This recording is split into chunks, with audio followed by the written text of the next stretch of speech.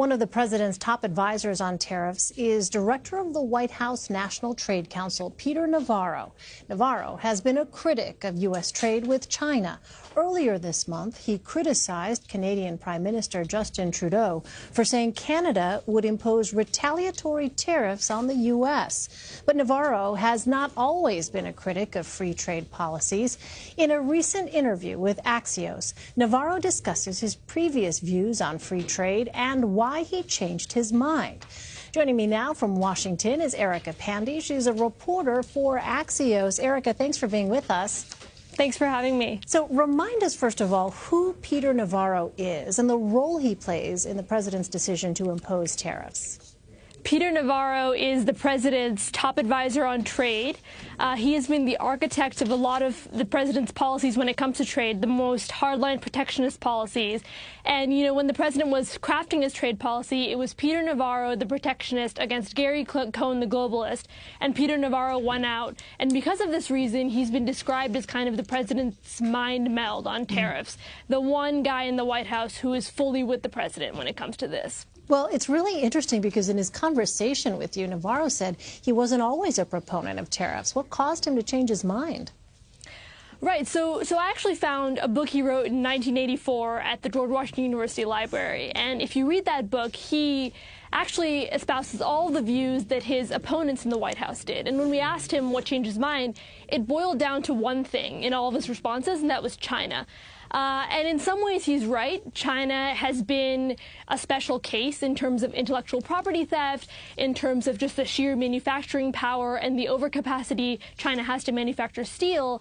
But, you know, he wasn't able to explain why there's been the pivot towards putting tariffs on our allies, which has been one of the things the Trump administration has faced most criticism for. Well, what are some of the other factors, in addition to China, that Navarro said he considers to justify the use of tariffs?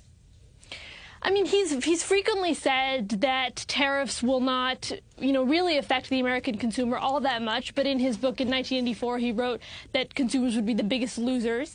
He said that the steel industry is, you know, essential to defense, and because of national security reasons, we need to protect the steel industry. But he argued against that in 1984 too. He said that, you know, actually protecting those steel industries could cause them to bloat and cause them to become inefficient.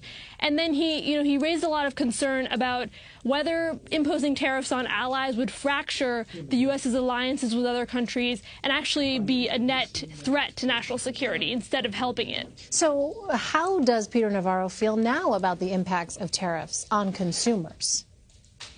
He said recently, actually, on CBS Face the Nation, that he thinks the impact will be negligible to consumers. But, you know, it's interesting because the underlying economics of what he argued in '84 haven't changed.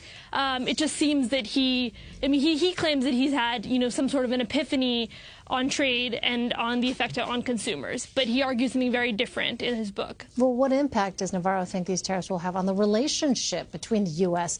and its foreign trading partners? I mean, he said, you know, that the EU and China have been engaging in unfair trade practices and that alliances are one thing, but enough is enough.